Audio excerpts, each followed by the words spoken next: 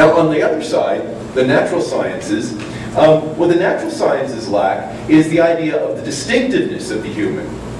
See, the humanities got the idea that human beings are distinctive. The problem is it wasn't all the human beings that were distinctive, only the elite ones. The natural sciences has the other problem, namely a kind of egalitarianism with regard to species.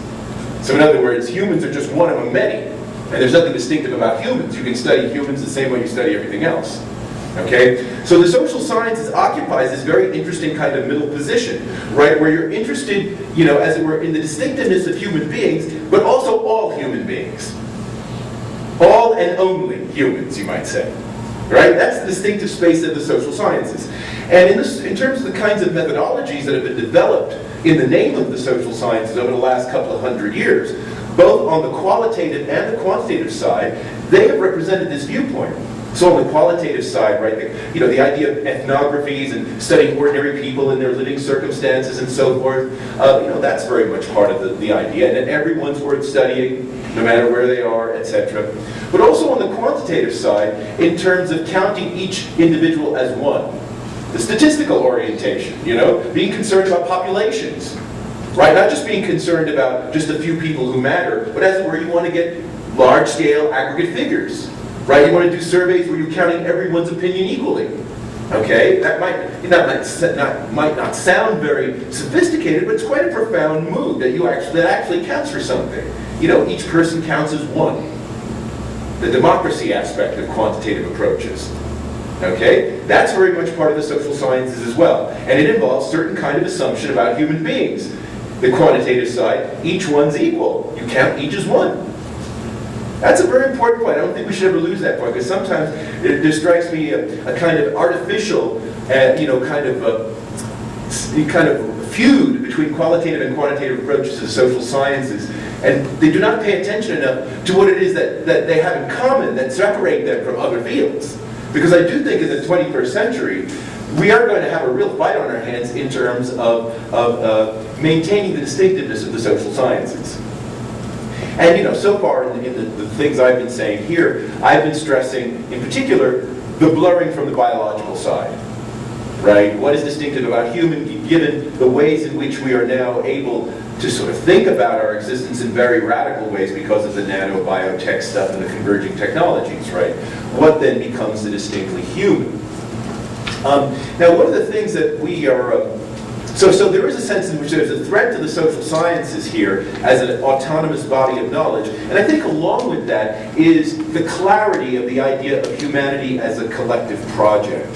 Okay, because once the social sciences kind of dissipate and no longer seem very clear, then I think our idea of a collective notion of humanity, where all and only humans are of central concern, from a sort of normative standpoint, I think that fades too.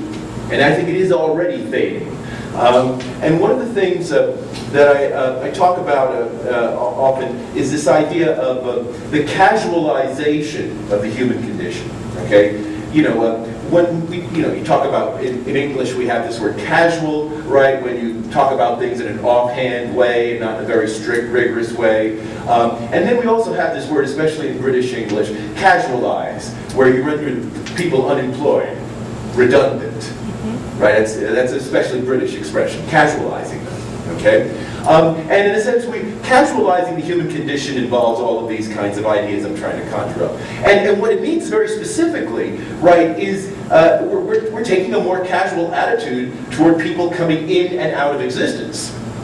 Right, because if you think about it, one of the ways in which we have traditionally marked the distinctiveness of the human condition is all of the normative arguments about birth. Right, so abortion, contraception, who can, bear children, under what circumstances, right? Are they baptized? Right, all of these issues. There's an enormous amount of normative argumentation about the entry point of the human condition because it's special, right? And then death, same thing, right? So you think about problems with suicide, euthanasia, right? Decent burials, rituals surrounding which you brought up yesterday, right? That's the other side, right? And both of these things, right? In a way, there's something normatively important about coming into existence and going out of existence, right? And a lot of our social life revolves around these ideas, right? And that's one of the ways in which we routinely reproduce the idea that being human is special, Okay? But of course, both of those things are being kind of blurred and in a way kind of casualized, as I call it, right? Which things are becoming easier to do on both ends. Okay? To go in and to go out of existence. Okay? And that's a very interesting point. Now, I'm trying to put this argument in a way that doesn't, as it were, sound like, you know, a call for the Catholic Church to get involved or something. But I do think there's a sense in which the natural law people and the people who come from that kind of background, there is something there to respond to still. Right? There's something there to respond to still that, you know, that in a way we're going to have to do something with it, or reinvent in some secularly palatable way. Okay? In the 21st century, if we still believe that there is something special about being human. And again, I do think that's a big question mark, because there may even be people in this room who say, well, you know, being human is just being a kind of creature, and if we lost a few humans, it wouldn't be so bad if we had enough biodiversity in return. Right, that as it were, what really matters is that we have kind of maximum level of biodiversity, but if what that means is, you know, you have to limit the populations within each of the species in order to enable that biodiversity to happen, well, that's okay, because, you know, then there's a kind of, you know, our normative values are being dictated by certain kind of whatever, Gaia, ecology, nature, right, of which human beings are only a part, but not the privileged part. Okay, and I think there are, you know, your Peter Singers, all these people out there. There are people, and, you know, respectable people, and I think actually it's an opinion that does have increasing currency among the younger generation.